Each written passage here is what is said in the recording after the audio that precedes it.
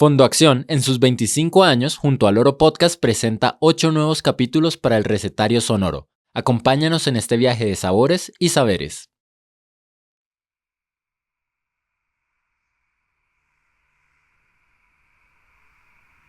Era lunes en la madrugada y no podía dormir. No duermo bien en general, duermo peor últimamente. Varias cosas en la cabeza, que si voy a tener trabajo o no el año que viene, que si debería revisarme este o aquel dolor. Pero si algo tenía en mente aquella madrugada que me preocupaba más que la economía o la salud o la realidad de mi país o a quien estoy decepcionando o que realmente quiero en la vida, era un budín.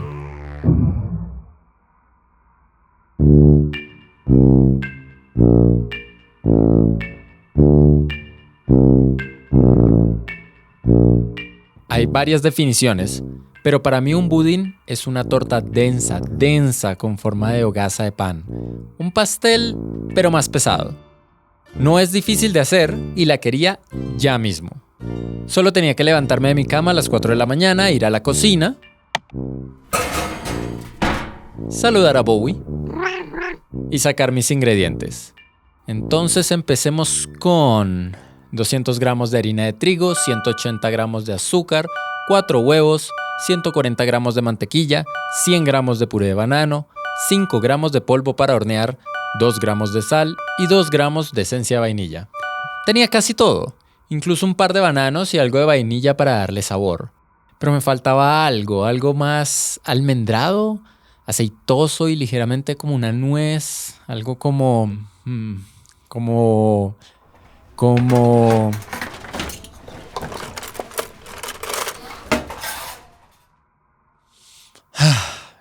No había. Así que hice lo que haría cualquier persona normal en mi situación. Dejar a Bowie a cargo de la mezcla del budín, coger un taxi hasta el aeropuerto, montarme en un avión y llegar hasta la punta este de Colombia, ahí donde el río Meta desemboca en el Orinoco. Puerto Carreño les da la bienvenida para su información ahora. Puerto Carreño, la Finisterra de los llanos orientales colombianos, de amaneceres que redefinen el color naranja, suelos rojizos y de un calor tan impresionante que arde sentir tu propia respiración sobre tu labio.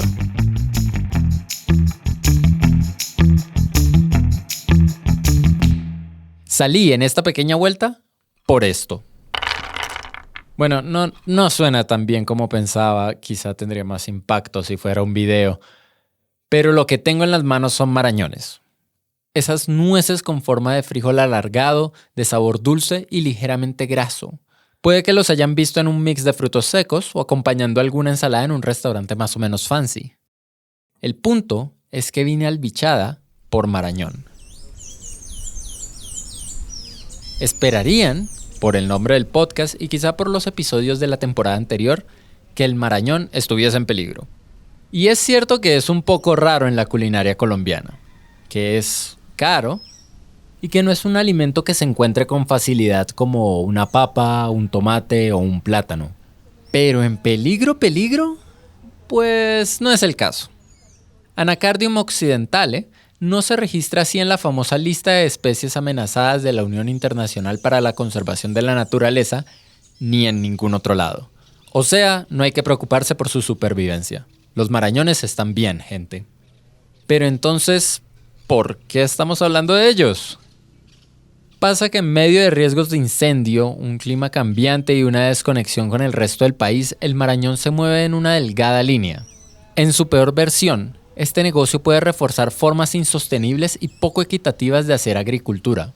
Puede terminar afectando, consumiendo ecosistemas y poblaciones enteras en su ambición. Pero quizá puede verse de otra manera.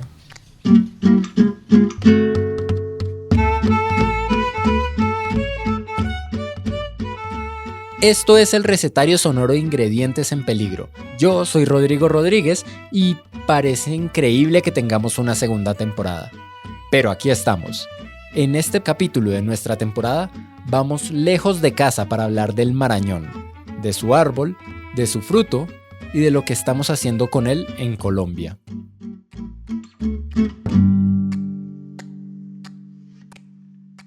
Puerto Carreño, la capital del Bichada, es un municipio inmenso. Tiene más de 12.000 kilómetros cuadrados de extensión. Su área se va más allá de lo que alcanza la vista. Si bien el área urbana como tal es pequeñísima, no más de 8 kilómetros cuadrados, poco más de 20.000 habitantes. Esto, junto al calor y los atardeceres en tantos tonos de naranja, es lo que detalla esta ciudad fronteriza, el principal puerto de Colombia en el río Orinoco. Tiene además un sonido particular, más que las aves que cantan al amanecer, el sonido de los mototaxis yendo a toda velocidad sobre las vías sin pavimentar, la música que sale de los bares, el sonido de los cubiertos chocando a la hora del almuerzo, o incluso más que el sonido del Orinoco, el río que marca la frontera con Venezuela y que fue realmente bastante silencioso el día que lo fui a conocer para desilusión de mis micrófonos, aunque de hecho es el tercer río más caudaloso del mundo. Pero bueno, el ruido que distingue a Puerto Carreño es este. Ese ruido, esa cacofonía, son generadores de gasolina. Lote por lote la ciudad se empieza a iluminar de nuevo con ellos cuando la energía escasea, que puede pasar varias veces al día, por cierto. Y ese pequeño milagro suena así de desesperante.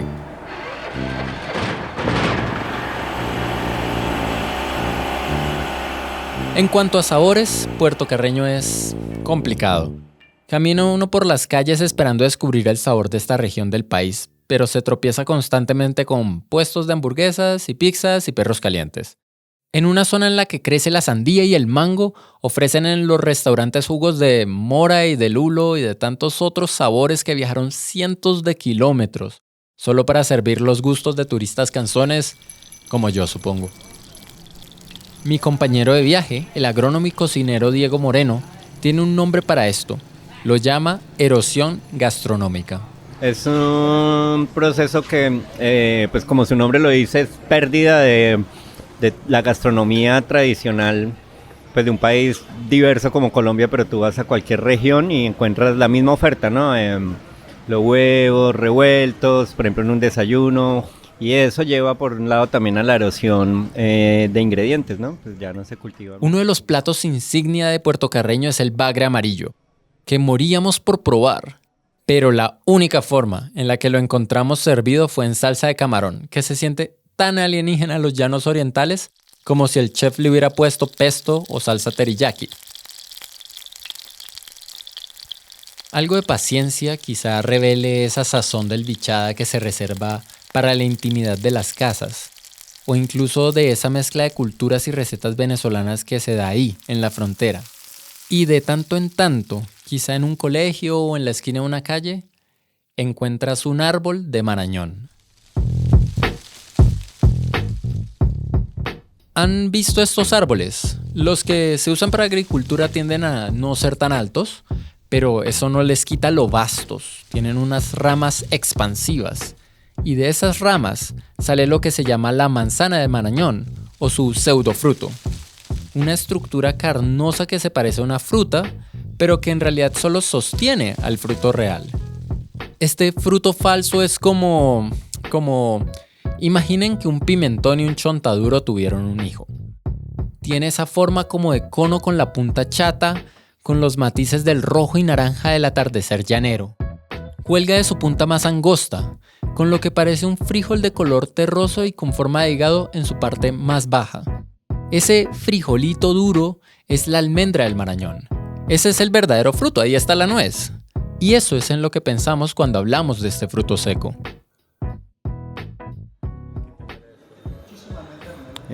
Tiene un olor un poco como a madera, caramelo, como aceite, me recuerda mucho como un poco al aceite de maní, como estoy sujetando la cáscara del marañón, la nuez como tal, la cáscara de la nuez. Uy, ya tiene un aroma un poco más como a maní suave, como a mantequilla de maní, me recuerda un poco.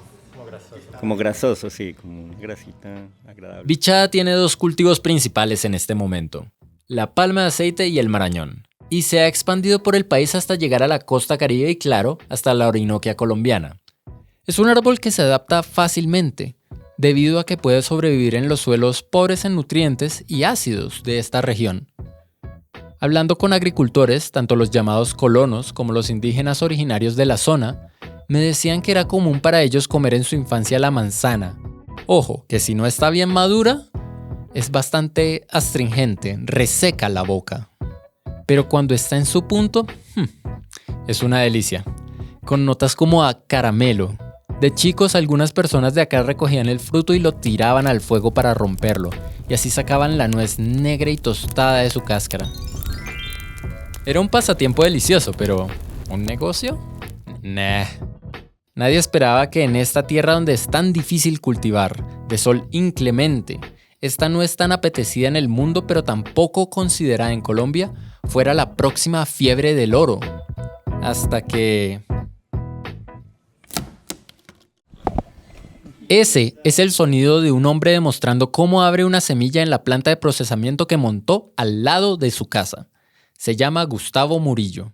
Su planta de procesamiento es un tanto rudimentaria, porque la mandó a hacer de latón y piezas metálicas hace años, basado solo en una imagen que vio en una revista. Pero hace el trabajo, y lo lleva haciendo por décadas ya. Los marañoneros con los que hablé cuentan que este hombre que viene del otro lado del país, del departamento del Quindío, fue de las primeras personas en la zona en apostarle al marañón como un negocio.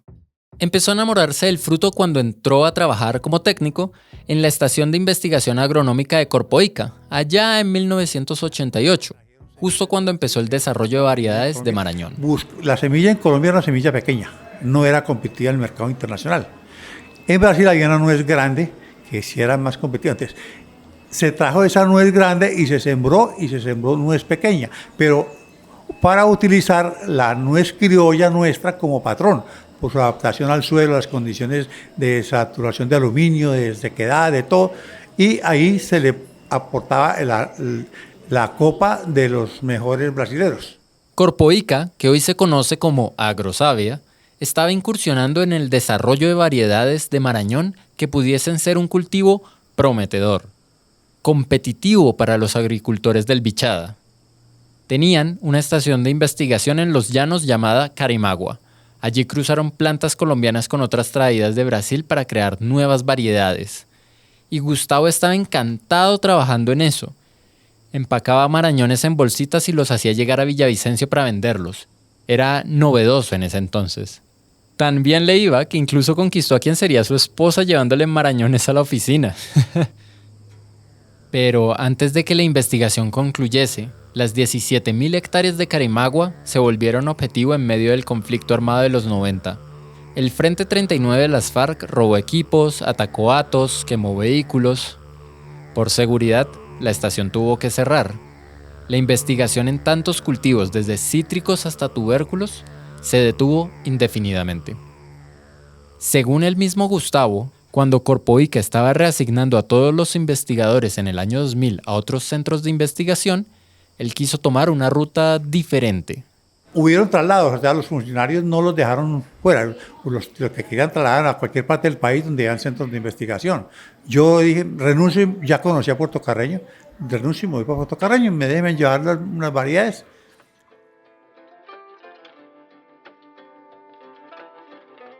O sea, don Gustavo no fue el primero en traer al marañón a Puerto Carreño. El fruto ya llevaba siglos en la sabana. Pero no lo conocían como un proyecto que podía ser agronómicamente industrial. Gustavo cuenta que le decían el loco del marañón. Mucho antes de que la gente de la zona le apostara a plantar hectáreas y hectáreas de marañón, él ya estaba sacando kilos y kilos de la nuez. Y aunque a principios del 2000 sí que era raro, no era el único. Otra persona fue Carlina Rojas, la profe, como le dicen en Carreño. Conducimos a verla a su finca, donde cientos de matas y árboles de marañón crecen entre otras plantaciones. Donde los trabajadores pasan sus tardes creando quimeras, al combinar el tallo de un árbol robusto y bajo de marañón, lo que se llama patrón, con un esqueje de una variedad que da frutos más grandes, que rinde más, para así venderlos a otros marañoneros. La profe Carlina es la fundadora de la Asociación de Marañoneros del Bichada. Cuenta que empezó cuando era pequeña. Yo sembré mis primeros marañones cuando tenía yo de 19 años, 19, 20 años. Carlina se oye más joven de lo que es, así que tendrán que confiar en mí cuando les digo que eso fue ya hace más de 40 años. En ese entonces eran muy pocos los agricultores que veían un futuro en este fruto. Pero según ha subido la demanda mundial por marañones, más y más personas se han puesto las pilas. En 2016 se estimaba que había 3.000 hectáreas de marañón sembradas en el Bichada. Para el 2021 se estimaban entre 7.000 y 8.000 hectáreas, un salto gigante. Pero sucede que, así como el Bichada es una tierra con oportunidades para cultivar este árbol, también está llena de desafíos. Por ejemplo, sacar el marañón de estas tierras es complicado. Las carreteras no son permanentes durante todo el año, porque se inundan usualmente en la estación de lluvias. Y aunque el Orinoco sería perfecto para sacar pedidos internacionales al océano, la situación de Venezuela hace imposible este prospecto.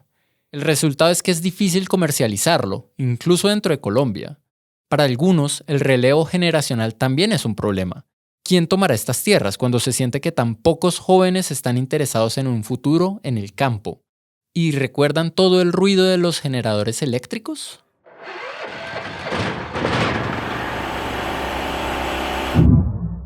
Las fallas del servicio eléctrico en esta zona pueden significar pérdidas para los agricultores si están, por ejemplo, en proceso de secar las semillas en hornos. Y para la profe Carlina, lo que más daño le ha hecho ha sido la candela. Así le dicen aquí a los incendios.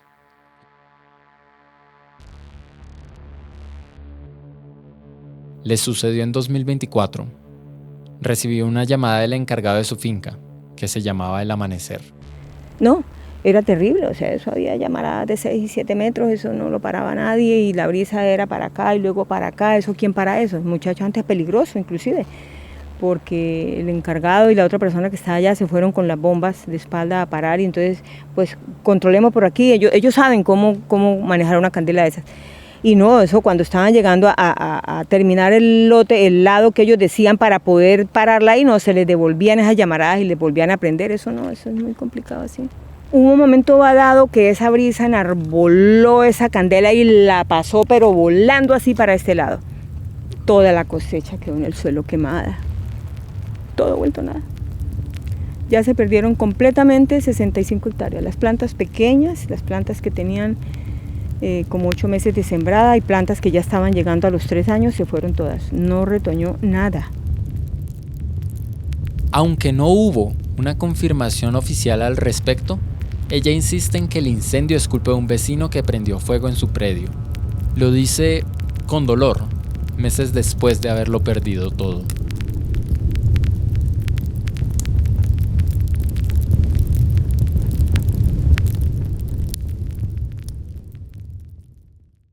Ahora, hay otros efectos que podrían hacer que estas candelas sean más difíciles de mitigar. Podemos vincularlos con el cambio climático, como ya es común en este podcast. Según el IDEAM, incluso si de aquí a mañana fuésemos una utopía solar punk, se estima que para el 2040 la temperatura media en esta región del país suba entre 0,5 grados Celsius y 1 grado Celsius. La proyección más realista de un aumento es de 2 grados Celsius en el Bichada. Quizás suena muy poco, pero los efectos de estos graditos adicionales pueden ser fatales.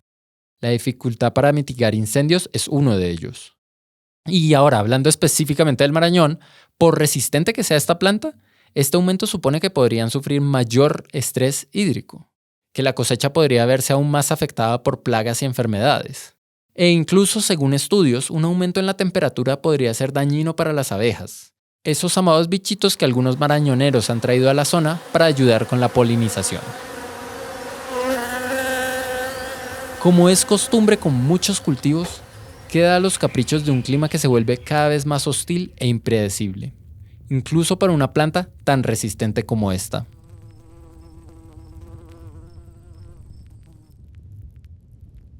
Tengo que confesar que todo este tiempo que llevan escuchando los he engañado. No vine a Puerto Carreño solo porque me faltaba marañón en casa. Bueno, al menos no vine solo por eso. Vine porque me pegué a un viaje del proyecto Territorios Verdes Climáticamente Inteligentes, ejecutado por el Fondo Acción con recursos de la Unión Europea a través de la Agencia Francesa de Desarrollo. Es una iniciativa que le apuesta a estrategias de producción sostenible en el sector agropecuario, con prácticas que permitan adaptarse a la variabilidad del clima en Colombia, mitigar la generación de gases de efecto invernadero y generar ingresos económicos. El proyecto ha apuntado a transformar cadenas productivas como la ganadería, el cacao y también el marañón. Lo que define la agricultura climáticamente inteligente son 3 cosas: adaptación, mitigación y sostenibilidad. ¿Y cómo se ve esto en la práctica, en las hectáreas crecientes de marañón en el Bichada? Bueno, aunque el aumento de la temperatura media es un problema, las precipitaciones o las lluvias es otro que preocupa aún más a los agricultores. La temporada de lluvias suele ser muy marcada en contraste con la temporada seca, pero se ha ido moviendo de formas inesperadas. Para el marañón, eso es malo. Sus flores son delicadas. Una lluvia fuerte puede tumbarlas, arruinar la polinización y terminar dañando los cultivos. Le pasó a doña Carlina hace no más de 2 años. O sea, tú estás iniciando proceso de floración o avanzado el proceso de floración, di tú que estás en enero y va una floración hermosísima, uy, va a estar bien. Y resulta que se te vino un aguacero de Padre y Señor mío. Ahí quedaste, eso nos pasó. Entonces, ¿cómo se ha trabajado esto desde este modelo de agricultura climáticamente inteligente? Un ejemplo es el uso de estaciones agroclimáticas que permiten a los agricultores recolectar y compartir información sobre el clima, interpretar datos sobre precipitaciones en sus cultivos y, con esa información, planear sus actividades alrededor de estos eventos, evitar enfermedades, no gastar tanto en insumos, o bueno, hablemos de fertilizante, que no solo son caros sino también difíciles de gestionar. Como les dije, la carretera que llega a Puerto Carreño es una trocha casi intransitable en temporada de lluvia. Por eso, el proyecto Territorios Verdes Climáticamente Inteligentes ayuda a los agricultores locales a implementar biodigestores locales, que son una serie de tanques en los que se convierten residuos orgánicos en fertilizantes. Busca que tengan sus propios insumos en un lugar a donde, durante buena parte del año, los insumos no llegan. Buenas, permiso. ¿Sabes? Somos tocayos. Rodrigo. Nicolás. Nicolás y Diego. Rodrigo. ¿Qué más, Rodrigo? ¿Cómo vas? Muy bien, muchas gracias. En nuestro último día en Puerto Carreño, metiéndole chancleta a una camioneta en la que íbamos para llegar antes de que se pusiera el sol porque ya íbamos tarde, fuimos a la planta de producción de Cardianuts. Es una empresa establecida en 2018 que lleva unos años operando en Puerto Carreño, cultivando sus propios árboles de marañón y comprando costales y costales a los agricultores de la zona. Es una empresa grande. Y si este es el sonido de un solo marañón siendo craqueado con paciencia en el taller de don Gustavo, este es el sonido de docenas, cientos de marañones siendo procesados al mismo tiempo.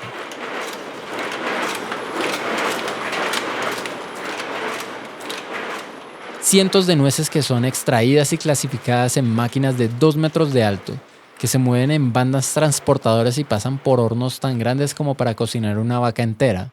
En este lugar, los trabajadores Diego Solano y Nicolás Vélez nos dieron un tour por la planta, que es bastante impresionante. No es por convertir esto en publicidad, especialmente para una empresa que no me está pagando, pero hay apuestas bastante interesantes dentro del modelo de Cardianuts, varias que se ajustan a las condiciones sociales y climáticas de Puerto Carreño. Nos contaban que, en efecto, cuentan con una estación agrometeorológica que armaron gracias al Fondo Acción. Esto significa que pueden hacer un pronóstico de las precipitaciones que vienen y preparar sus plantas para lo que eso significa, sea amenazas contra las flores o posibles enfermedades por la humedad. Eventualmente nos llevaron al cuartito empaquetado, donde aparte de ver kilos y kilos de nueces de marañón en bandejas y empacados al vacío en cajas de cartón, también había algunos experimentos, como paquetes y paquetes de la manzana del marañón deshidratada. Dicen que parte del plan es vender esto para alimentar animales como cerdos. Y si es el caso, serían unos cerdos muy consentidos, porque esta vaina es deliciosa. Es muy seco y luego es como carameloso. Súper jugoso en el centro.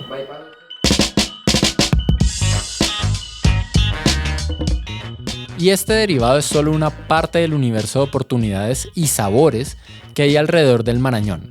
Está el jugo de Marañón, que probamos donde la profe Carlina y que es dulce con unas notas de caramelo. En Colombia poco se conoce, pero en Brasil es valorado como un verdadero manjar. Está el extracto de Marañón, que es igual de acaramelado, y conocí gente que lo ama para endulzar el café en las mañanas.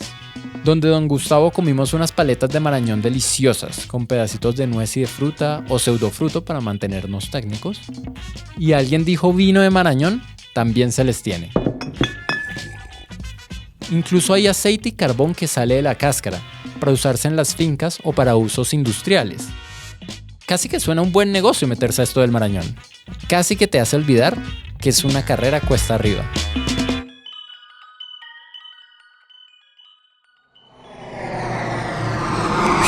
Uf, tremendo viaje por un puñado de estos marañones, pero son justamente los que necesita nuestra receta de budín. Un poco de esa textura grasosa, aceitosa, de ese sabor que mezcla notas dulces y terrosas. Así que, a cocinar.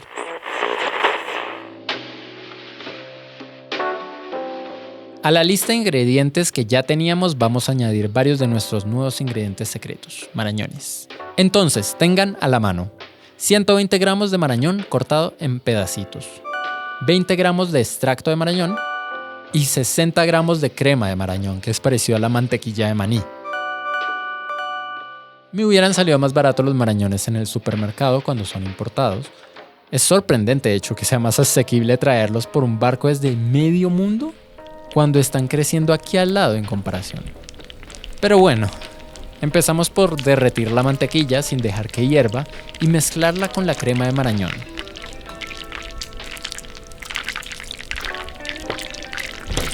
Dejamos esto a un lado para que enfríe un poco. Por otro lado, batimos los huevos con el azúcar hasta que estén bien integrados. Agregamos aquí el puré de banano y luego la harina, el polvo para hornear y la sal. Mezclen poco aquí, solo hasta integrar la harina. No queremos que quede muy elástica como un pan. En este punto también podemos y deberíamos añadir los marañones, mezclándolos con la harina para que no se vayan luego todos al fondo del budín. Y ya por último, integramos la mantequilla fundida con la crema. Y listo. Vertemos la masa en un molde y lo llevamos al horno, a 180 grados Celsius, hasta que coja color y un cuchillo o un palillo salgan totalmente limpios al introducirlos en el centro del postre. Si el palillo sale limpio, ya está. Mientras, solo queda esperar. ¿Qué pasa, Bobby? ¿En qué estoy pensando? Bueno, a ver, te cuento. Bueno, estaba pensando que si mañana los cultivos en el Bichada colapsan, la verdad es que el mundo no se va a quedar sin marañón, ¿sabes? Si hubiera comprado estos en el supermercado, seguramente habrían venido de la India, o de Costa de Marfil, o de Brasil. Esos son los grandes productores. Te cuento, a Costa de Marfil, el marañón llegó en los años 60. Imagínate, era la alternativa para una industria del cacao que lo estaba devorando todo. Servía para diversificar cultivos, traer ingresos y hasta reforestar un paisaje que estaba devastado por la fiebre del cacao. Pero, ¿sabes qué pasó después? Lo que parecía una cura se volvió otra enfermedad. La industria del marañón allá creció desmedida. Y esas nueces que terminan en todo el mundo se pagan con deforestación, pérdida de biodiversidad, inseguridad alimentaria e inequidad en todo un país. Eso pues todavía no está pasando en el Bichada, al menos no de momento. En Puerto Carreño hablé con personas que le apuestan a una agricultura más sostenible, no solo porque suena bonito o porque es lo correcto, sino porque les da una oportunidad de vivir mejor, de tener soberanía alimentaria, empleos justos y un futuro, aunque el clima sea cada vez más hostil. Así que sí, Bowie, si los cultivos del Bichada colapsan mañana, el mundo seguirá teniendo marañón. Yo espero que funcione, porque el mundo merece otro tipo de marañón y la gente en Puerto Carreño merece la oportunidad de dárselo. Supongo que, mientras tanto, solo queda esperar a ver qué pasa, ¿no crees?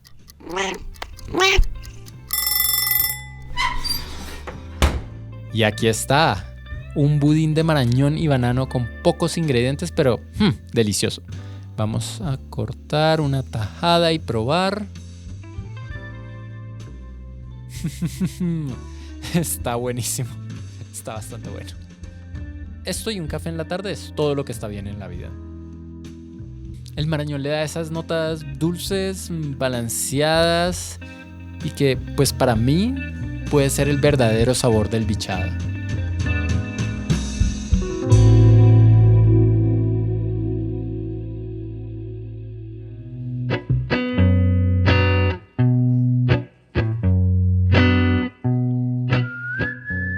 Este capítulo fue posible gracias al apoyo y acompañamiento del proyecto Territorios Verdes Climáticamente Inteligentes, financiado por la Unión Europea e implementado por la Agencia Francesa de Desarrollo y Fondo Acción. Pueden conocer más sobre el modelo de aulas agroalimentarias en el link de la descripción de nuestro episodio. La escritura y reportería de este episodio estuvieron a cargo de Rodrigo Rodríguez, editado por Maru Lombardo. Diseño sonoro, Maru Lombardo y Rodrigo Rodríguez. Toda la línea gráfica del recetario sonoro de Ingredientes en Peligro es de Sebastián Márquez. Administración ejecutiva, Sillón Estudios. El tema original es de Alejandro Jaramillo. Conozcan más del recetario sonoro de Ingredientes en Peligro en Instagram, en @loropodcast y en el canal de YouTube del Fondo Acción. Muchas gracias por compartir sus voces e historias a Amalia Aguilera, Jennifer Anzola, Edgar Azabache, Luis Carlos Fernández, Gustavo Murillo, Carlina Rojas, Diego Solano y Nicolás Vélez. Y por supuesto, a mis compañeros de viaje en el Fondo Acción, Diego Moreno, Eliana Riaño y César Garay. Pueden encontrar los créditos completos adicionales de este episodio en la descripción del mismo. Gracias por escuchar y por cocinar con nosotros.